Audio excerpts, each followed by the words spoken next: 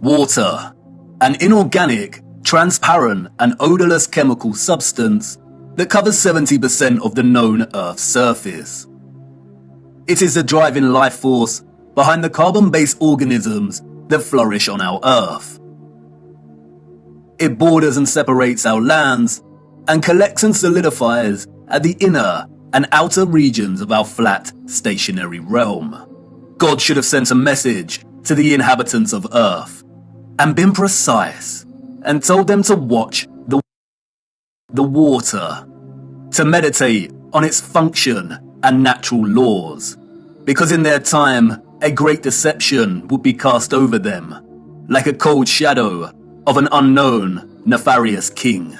And maybe God did send this message in the form of a flood, but its truth was mythologized and buried, and the lie propagated in spite of it. Resting water does not curve and convex. The natural laws of a resting body of water insist that it takes the exact shape of the container it fills, and always finds and maintains a flat level. Resting water always rests flat, and watching the water when we sit at vantage points, when journeying above in planes, and before we take a sip from our drink, we must remember to never forget this law. Most of us instinctively understand the laws of water, and yet many continue their day-to-day willfully participating in the nonsensical, heliocentric hoax. But for us that know that our Earth is not a spinning planet in an infinite vacuum of space, the ones that have studied the sun diligently and realize that it is the sun that is moving and not the Earth, the ones that have plotted the illogical routes of flight paths on a globe model and concluded that the model is incorrect, the ones that know that the laws of density govern the rise and fall of objects and have studied vanishing points, the ones that have forsaken conventional telescopic lenses, pondered rainbows, sundogs, and the stars above us know that we reside within a dome firmament and there exists water above us, and the ones that understand that our entire enclosed Earth system is governed by electromagnetism, frequency, and vibration that emanates from a central magnetic North Pole. We are the ones that scratch our heads and wonder how on earth we got in this heliocentric mess in the first place. And if meditating on the stars in the water beyond our firmament long enough, and on the electromagnetism, frequencies and vibrations that make them twinkle through so many shades of vibrant colors and geometric patterns, one might perhaps, just perhaps, ask, is there something more to electromagnetism? Something that has been missed or overlooked? Something untold or hidden? Electromagnetism is a fundamental force of Earth. The electromagnetic field takes the form of a torus in which all electromagnetism, frequency and vibration flows. A toroid is a revolving surface that takes the shape of a donut. Toroidal inductors and transformers are central to generating electric energy. There are many ways in which electromagnetism can be produced. We've looked at some before. We know that a magnetic field can produce electricity, and that electricity can produce a magnetic field. It works both ways. Magnetism and electricity are inextricable. It is a dance of polarity. Electric charges either repel or attract each other. Magnetic poles attract or repel one another. For every North Pole, there is a corresponding South Pole. An electric current passing inside a wire creates a corresponding magnetic field outside of the wire. And an electric current is created in a loop of wire when it is moved toward or away from a magnetic field. Horseshoe magnets are powerful permanent magnets. Due to their shape, in which both magnetic poles are close together, a powerful, strong magnetic field is produced. The horseshoe magnet can also function as an electromagnet. The first ever electromagnet was invented in 1824 we are told, and was in the form of a horseshoe magnet. Its power was evident from the beginning. It weighed only 200 grams, but could lift 4 kilograms of iron. The key to the horseshoe magnet's power is the placement of its poles. You can see the magnetic field here, represented by the vector lines. If you look closely, you can see the concentration of the magnetic field is greater near the poles of the magnet. Since as far back as we can remember, we have been presented with and entertained ideas of the future. Not necessarily our future as individuals, but the future of humanity, technology, and society at large. Whether it is in the form of Hollywood movies, you know the ones, the action films, the science fiction sagas, and the animated kind, or literature, music, and art exhibitions. In these, we see our technology taken to its limits. Crafts fly, computers live, robots help out, holographic screens decorate every room. Cities continue to grow upward into dominating skylines. Some can teleport, and space travel is now possible and the accepted norm. Outside of fiction, we also have sobering documentaries telling us where we are heading, usually featuring narration by an old man, lamenting the unstoppable path we are on. It's all very serious. We are destroying our planet, the only one we have. And we have political parties, non-governmental organizations, and the trusted voices and scientific, award-winning geniuses sharing similar messages. And really, when you look closer at both the fiction and the alleged facts, they all share the same underlying premise and principles. We are becoming so technologically advanced that the planet we reside on is no longer enough, or can no longer sustain our activity. The advanced artificial intelligence systems, the flying crafts, the breakthroughs in cloning and medical beds mean that the natural world has suffered as a consequence. And depending on the type of genre you are entertaining, the solution is either 1. For humanity to perish as a result, perhaps destroyed by the very artificial intelligence systems it created in the first place, or perhaps by a natural, lung-choking virus that has mutated and is sweeping the earth to restore natural balance.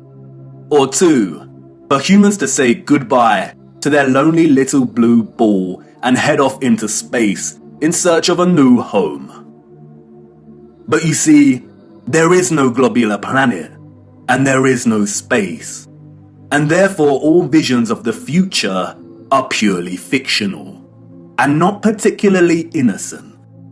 What we don't see emphasized in these visions of the future, however, is the potential of electromagnetism to transform all human life, technology, and society. Which is strange when you consider that all life, and the Earth itself, is impossible without electromagnetism. Why wouldn't visionaries want to explore this in more detail? Could it be that they are not allowed to? Could it be that they are afraid of something? Afraid of us connecting one too many dots, perhaps? And again, horseshoe magnets can act as powerful electromagnets. If a civilization was to advance technologically through the use of electromagnetism, then the horseshoe magnet would certainly have a tremendous role to play in that development. Yes, it certainly would. And it certainly did. The horseshoe magnet. The Arc de Triomphe.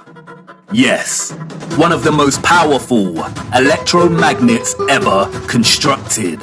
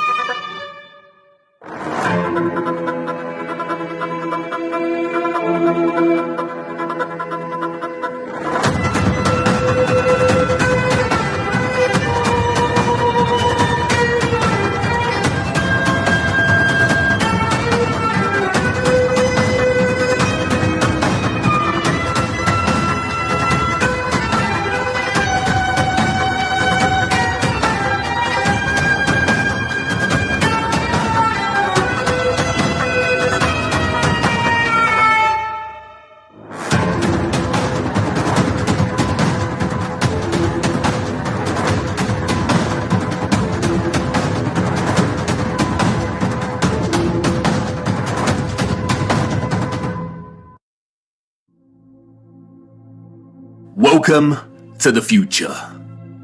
Except it's the past. The future came and went, and we missed it. The magnificent architecture we see throughout our realm, in which the official liars and controllers of our world have termed historicist, neoclassical, Renaissance, Gothic, and so on, all belong to one whole unified civilization. A civilization so developed they had harnessed the power of electromagnetism to such a high degree that they not only built these huge structures, but also crafted them with utter finesse and beauty. A celebration of their own technological advancement. The structures were designed with the sole intention of harvesting and generating electromagnetic energy and distributing it across the world. Their cities, towns, an entire way of life ran and depended on the use of free, clean, and powerful electromagnetic energy. The energy was harnessed and collected from the ionosphere above our heads through the use of antennas, spires, domes, and towers. All the impossible structures we see today have been repurposed and rebranded by our controllers and the citizens of the 19th century. This is not a church. This is not a mosque. This is not a castle. And this is not a government building. These are generators, powerful and gargantuous. They would collect and generate the electromagnetic energy, which was then stored in huge power stations and distributed and redirected by sophisticated, advanced structures, one of which is a huge electromagnet, or what we've come to know as triumphal arches. The energy was stored in batteries and capacitors, such as towers and obelisks.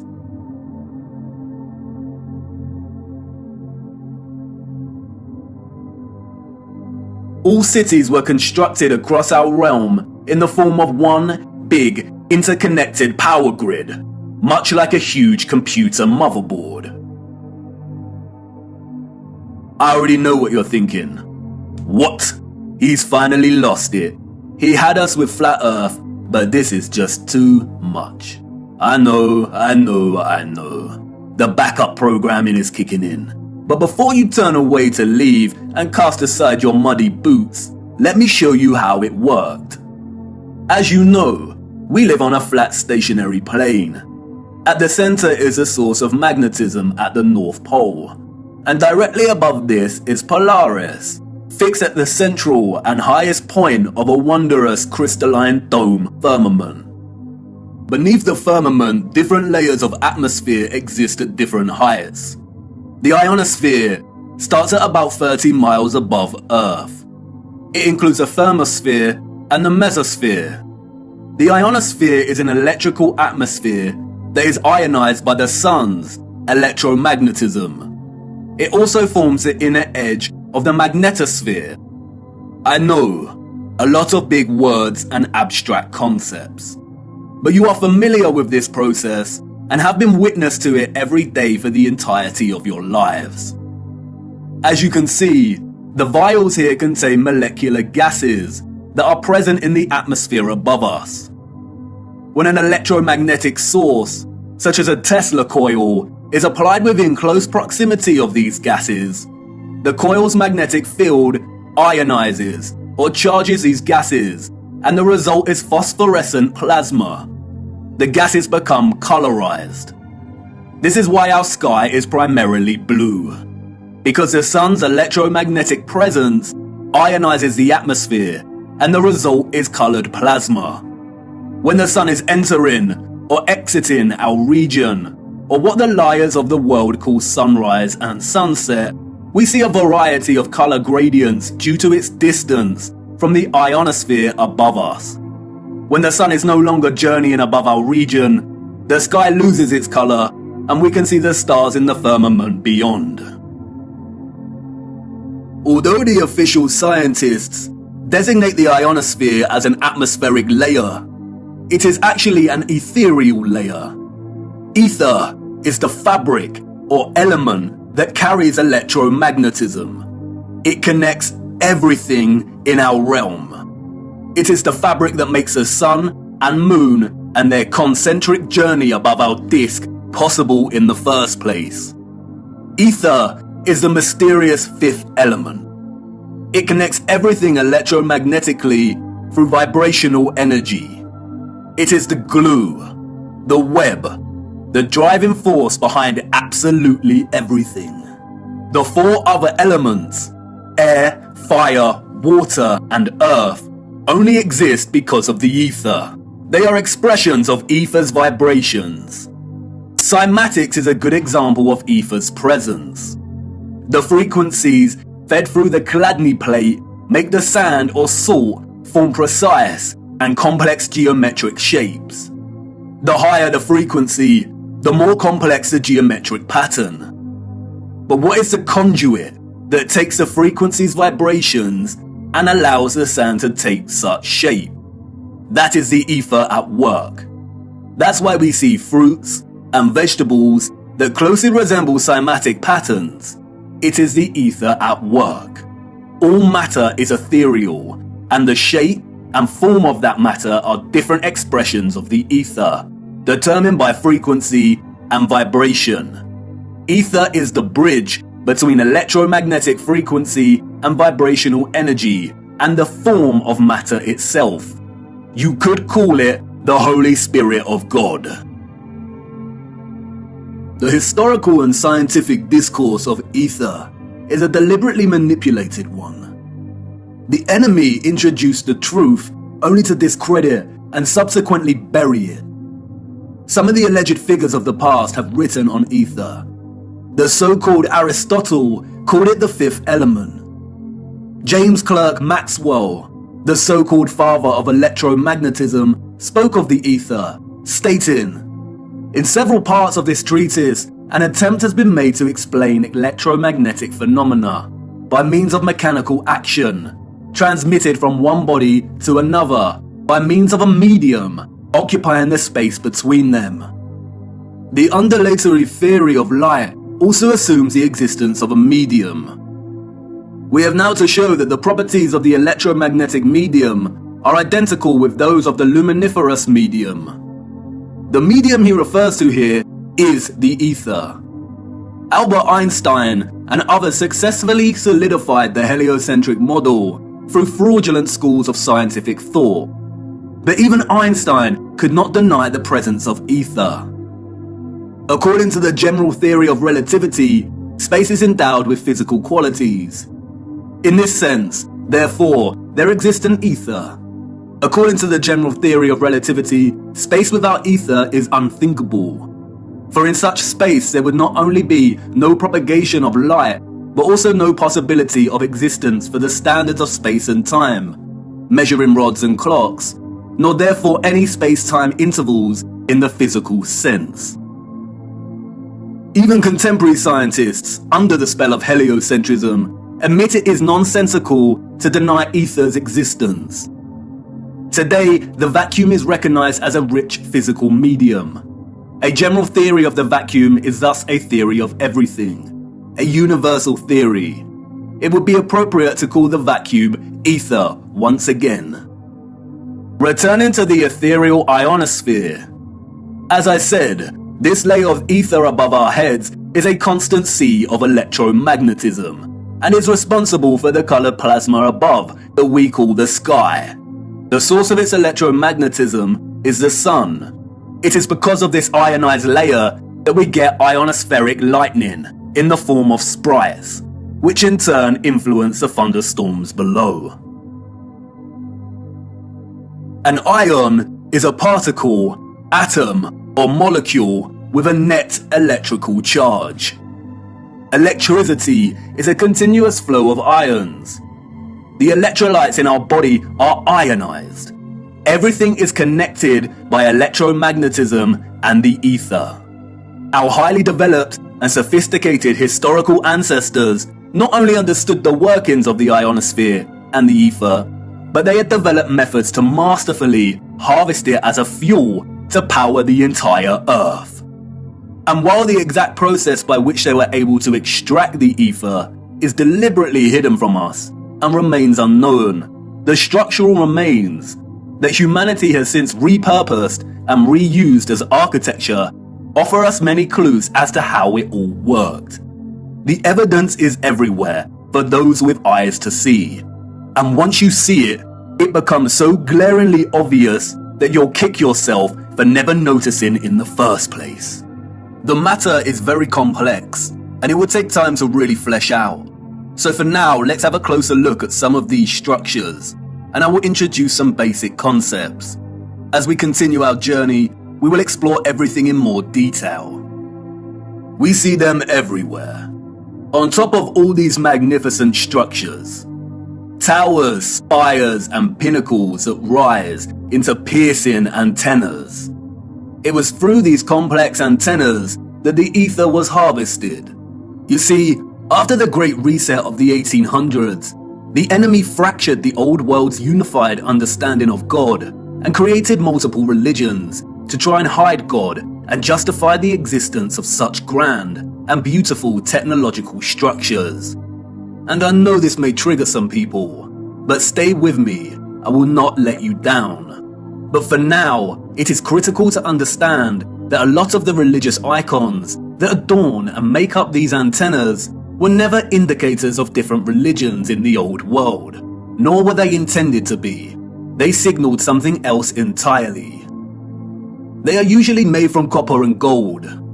Both are excellent conductors of electricity. In many of the structures we call cathedrals, the symmetrical spikes on the pinnacles worked in a similar fashion, extracting ether from the ionosphere. Once harvested, the energy would inevitably have been drawn down into the top larger portion of these domed structures.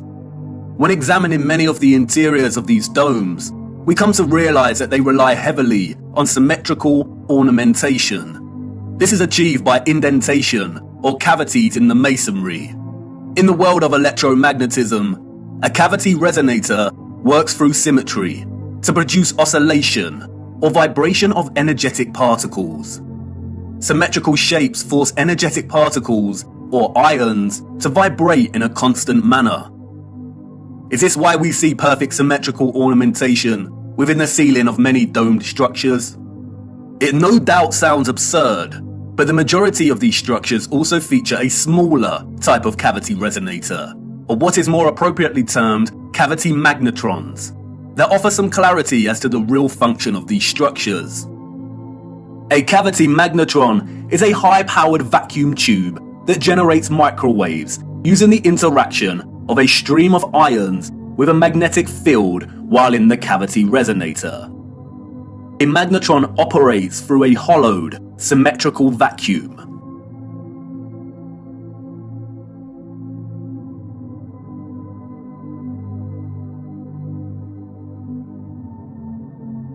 It emits powerful microwaves that can act as a source of free energy. If you break the symmetry or close the vacuum, it no longer functions. But can you see the resemblance? These structures were never intended to hold glass within them. The controllers added the stained glass to the rose windows to shut off the magnetron's function. They closed out instruments of free energy. And they are everywhere in these structures.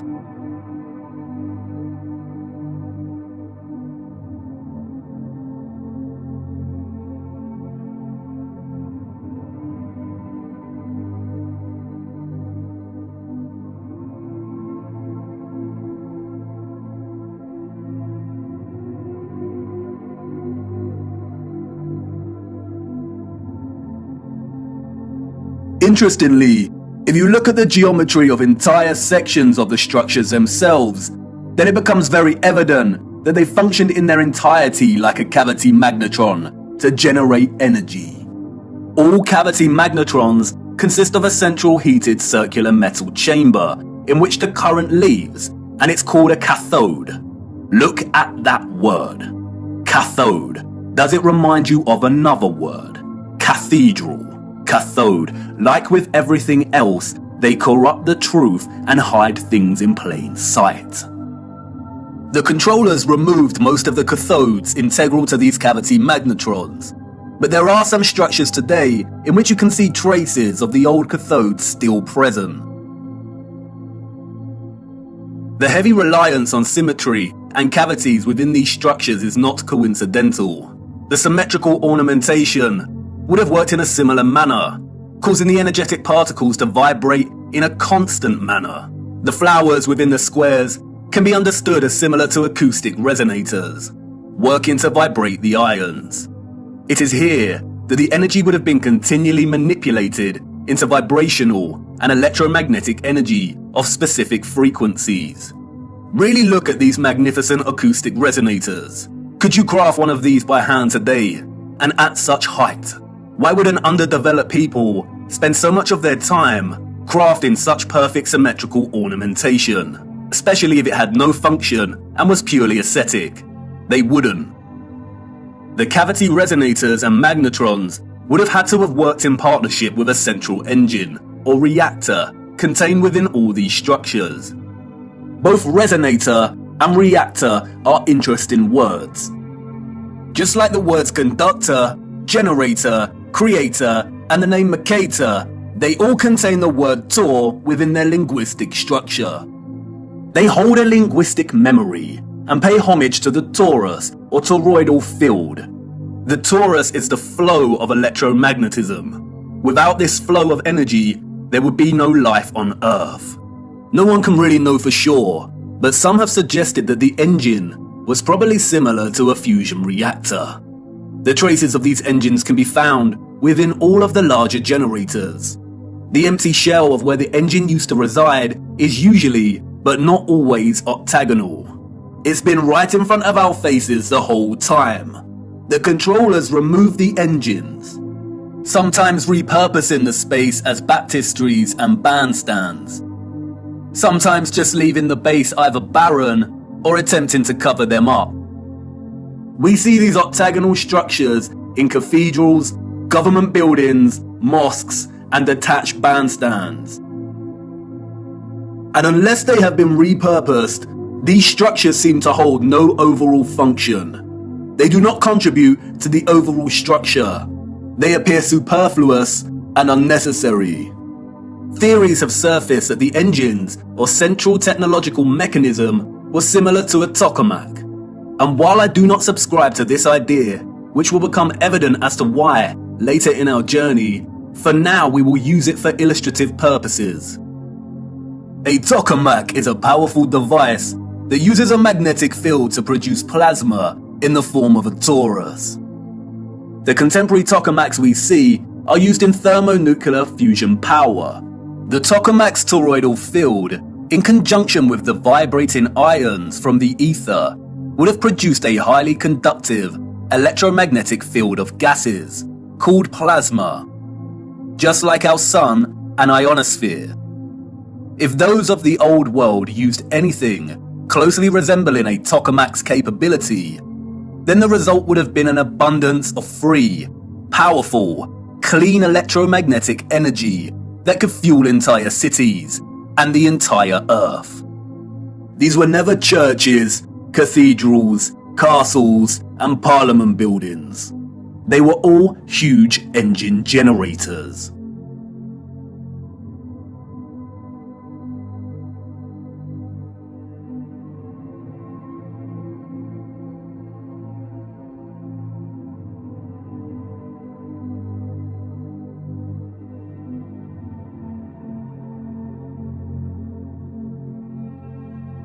The controllers invented labels and terms such as Renaissance, Greco-Roman, and so on to describe the style of these structures. But as you can see, all these magnificent, impossible structures all share the same fundamental structural principles and design, despite location, time period, and cultures. And this is because they were created with the sole purpose of generating energy. And just because these structures were never used for prayer and worship does not mean they were not holy sites. The civilizations of the past had a relationship with the Source and the Holy Spirit, or the Ether, like no other. And they paid homage, reverence, and thanks to it by constructing their generators with such splendor and beauty. And not only that, but they constructed the entirety of their structures, statues, and ornamentation in reverence of this gift, in reverence of the energy production that made their way of life possible in the first place. The laurel wreath, which the satanic controllers have corrupted in their appropriation of the symbol and redesignation of it to represent Apollo and Lucifer, is, in fact, a toroidal coil. And we see the toroidal coil throughout the old world's infrastructure, as simultaneously having both a function and a celebration of this function. Electromagnetic coils are electrical conductors. They are used in applications where electric current interacts with a magnetic field. In devices such as generators, motors, inductors, and transformers. Most coils take the form of a toroidal coil or spiral. Wire coils are used in conjunction with a magnet to produce powerful electromagnetism. The more turns of the wire, the stronger the magnetic field. Coils generate vortexes, which in turn create an electromagnetic field. It's all one interconnected system.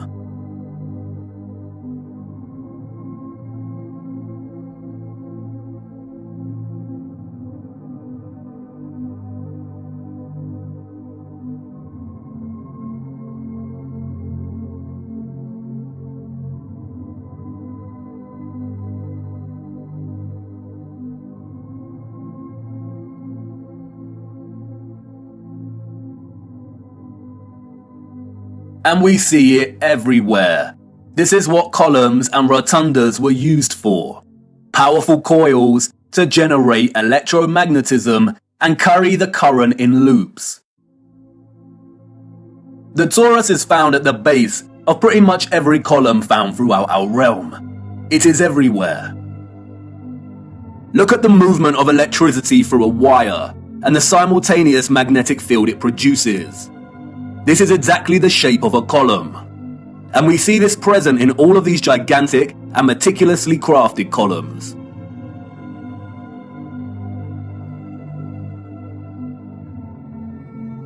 This is why we see the magnetic field represented at the top of a lot of columns. It's the movement of the ions in the magnetic field. It's the movement of the toroid and the toroidal vortex.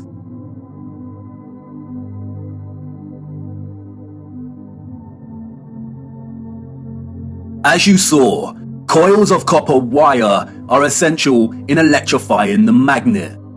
And I know what you want to say. That's great, but the columns and other structures you are referring to are made of stone. But you see, all of these impossible structures are made from a mixture of stone and metal. They used iron bars in their construction. Iron is magnetic.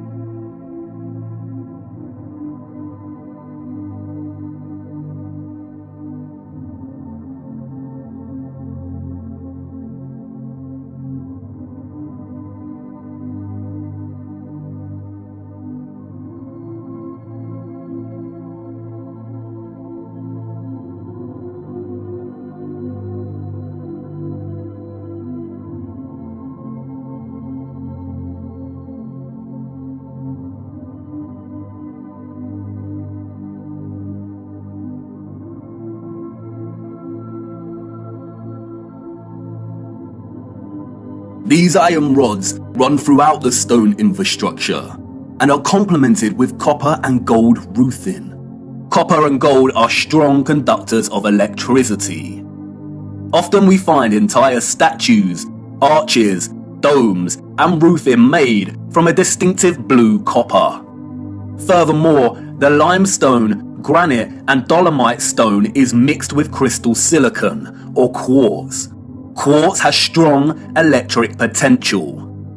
The colonnades and arches we see everywhere were at once integral components to the overall electromagnetic infrastructure, while also constructed in geometric forms that mirror the flow of electromagnetic energy, such as coil loops, horseshoe magnetic fields, and toroidal vortexes.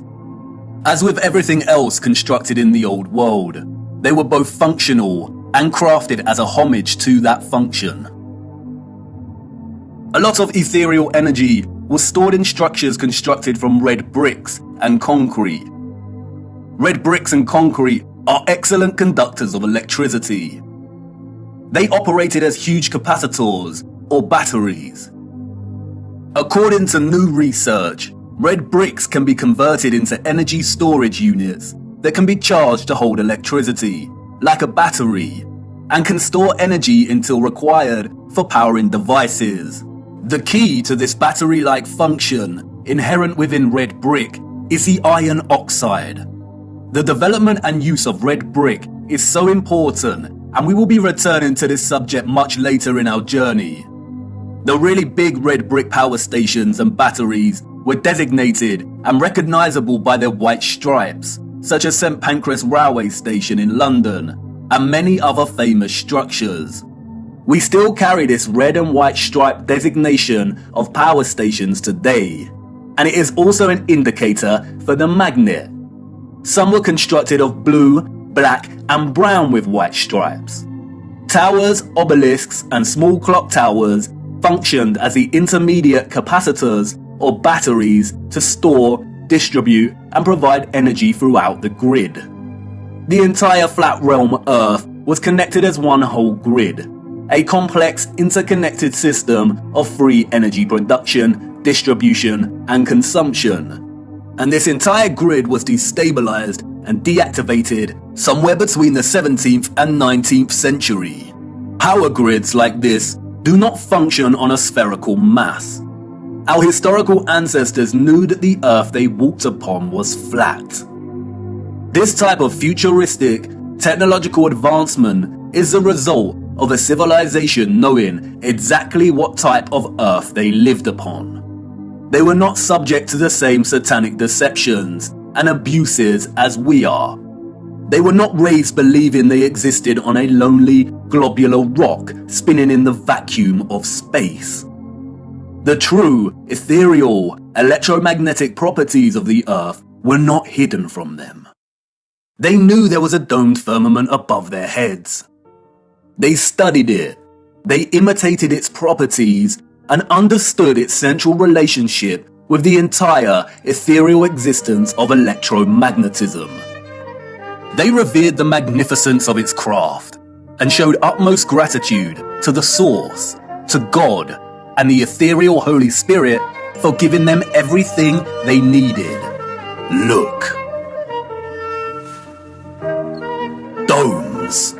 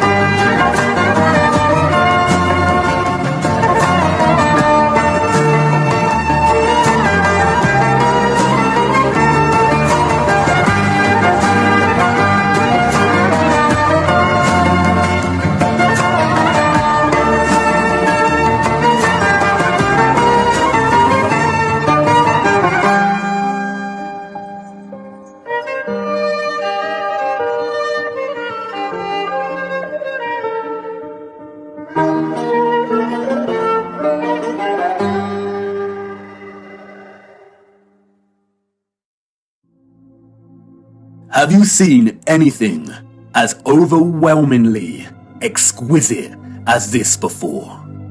How have we lived our entire lives and not seriously considered the impossibility of these structures? How have we lived our entire lives walking amongst the skeletons of the future long forgotten? I know this is all a lot to take in. And I know that the picture has not formed properly in your mind yet. It is hard to imagine an interconnected electromagnetic power grid of this size across the Earth. And the technical nature of electromagnetism doesn't help. And I know that you're full of questions.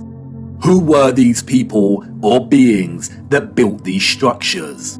Where did they go? And why were the power grids deactivated?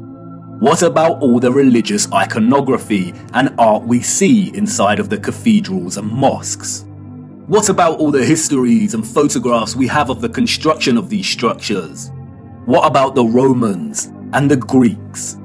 What about some of the grand mosques that have been constructed in recent times?